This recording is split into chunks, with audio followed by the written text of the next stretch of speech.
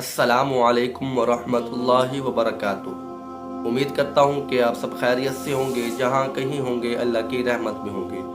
ناظرین، ایک مرتبہ بنی اسرائیل میں ایک آدمی سب سے بڑا عابد گزار تھا۔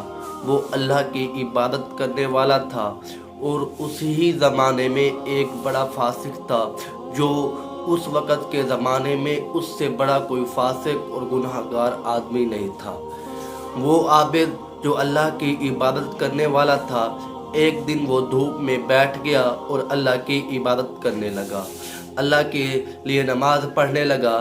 جب وہ اپنے عبادت میں مصروف تھا تو اللہ تبارک و تعالیٰ کی طرف سے اس پر چھاؤں کے لیے بادل آ جاتا تھا جب وہ دھوپ میں عبادت کے لیے بیٹھتا تھا۔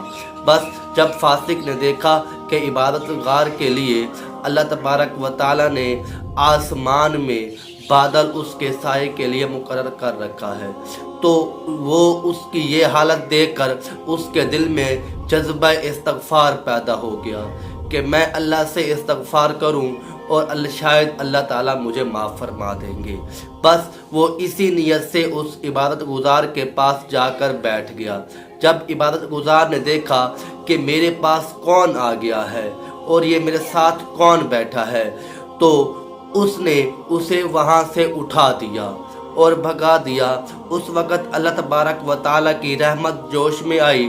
جب وہ چلا گیا تو بادل بھی اس کے ساتھ ہی چلا گیا، اور جو عبادت گزار تھا اس کے سر پر اب دھوپ تھی، اس پر بادل کی چھاؤں نہیں تھی، چھاؤں اسی آدمی کے ساتھ چلی گئی۔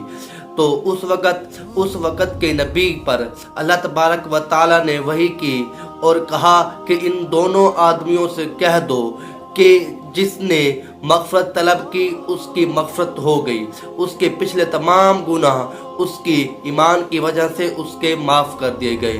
اب وہ اپنی عبادت شروع سے ہی کرے۔ اور جو دوسرا عبادت گزار آدمی تھا، اللہ تبارک و تعالیٰ کی طرف سے اس کو یہ حکم دیا گیا کہ اس کے تکبر کرنے کی وجہ سے اس کی پچھلی تمام عبادت رائگاں کر دی گئی ہے۔ اب ہمارا یہاں پر کیا حال ہے کہ ہم تھوڑی سی نماز پڑھتے ہیں تو وہ نماز پڑھتے ہوئے جاتے ہوئے بھی ہم لوگوں کو دکھا رہے ہوتے ہیں کہ ہم نماز پڑھنے جا رہے ہیں، ہم شور کرتے ہوئے جا رہے ہیں۔ تو اس وقت ہم میں بھی یہی خیال آنا چاہیے کہ ہم لوگوں کو دعوت تو دیں، پر اپنے آپ کو زیادہ نمازی یا اپنے آپ کو زیادہ پرہیزگار ثابت کرنے کی ضرورت نہیں ہے۔ کیا پتہ وہ ہم سے زیادہ نیک ہو، کیا پتہ وہ ہم سے زیادہ پرہیزگار ہو۔